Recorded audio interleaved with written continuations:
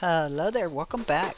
Today I'm picking up where I left off on my last full-length video, which is starting the drywall installation. Now, as you know, I have uploaded quite a few shorts. We've had some pretty exciting events happening here on the property. My heifer, Ginger, had a little bull calf, ended up naming him Andy. I'm sleeping, who knows, middle of the night. We have the doggy door that the pups go in and out. You can see the doggy door right there next to me on the screen. They apparently heard her calling out. They went out to see what was going on. She's giving birth. They come back in. They wake me up. I didn't know she was giving birth. I just woke up to two dogs, Bastion and Juno, in my face saying, "Hey, come here, come here, come here, come here." So I hear her bellowing, and I'm thinking, oh my goodness, the coyotes that we've been having an issue with have made their way onto the property. So I get up, run out there. Nope. She had actually given birth to a healthy little baby bull, and it was actually trying to get up and go over and get a drink. Every time it would get over near her or touch her, she would move and knock the poor fella over. We ended up naming him Andy. And you're going to say, well, how did you get the name Andy? Well, my girl Tinkerbell also had her baby 1 week later, and that one is a little bull calf. He's red as he could be, so I named him Redding. Now, if you know the movie Shawshank Redemption, you have Andy and Red, so that's where they got their names from. I know, dorkish.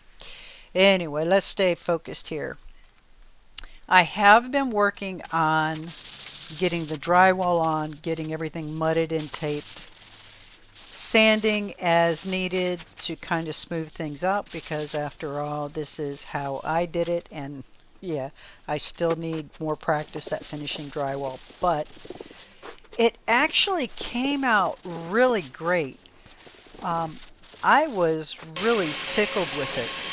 So once I was able to get everything kind of that final sand, I took the time to go ahead and prime it. A guy who does drywall taught me, once you get it close to where you want it, go ahead and put your primer on it. That way, when you go back to tweak your drywall mudding and you apply your mud on, when you're sanding it, you won't really be able to oversand it because that primer will create a barrier. I am telling you what, this little trick works so great.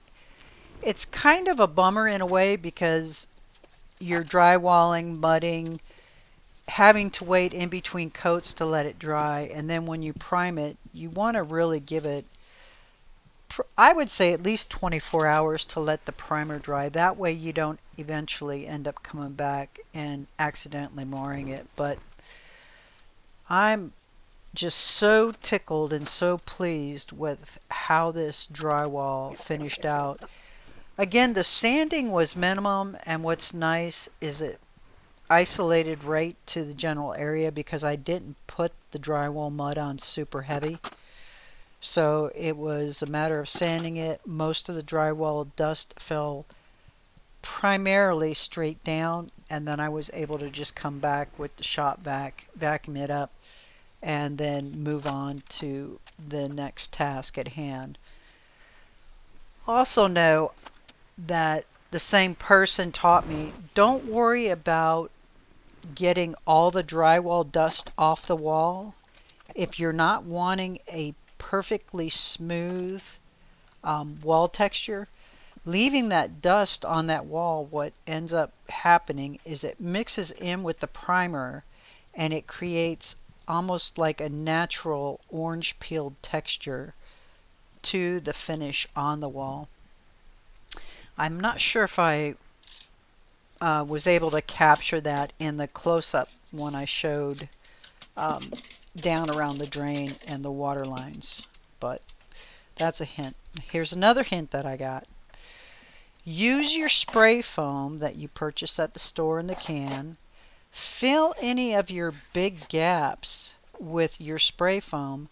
That way you can come back behind it once it dries and mud it, and it gives a solid backing that now you're basically almost skim coating it. And then when you go back, you sand it and you paint it, you would never even know that that was a large gap or a miscut.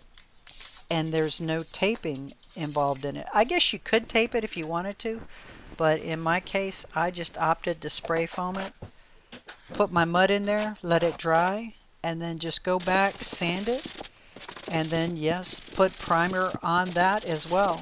Now, I'm not sure what wall finishing I'm going to do on this wall, so for right now, it's just going to be a satin, or eggshell actually, finish white painted wall until I can figure out what direction I want to go. Alrighty, now next week what I'm going to do is show you how I actually plumbed the sink underneath and installed my, it looks almost like a commercial type faucet that I purchased off of Amazon. Alrighty then, y'all have an absolutely wonderful and blessed week. I'll see you next time. Take care.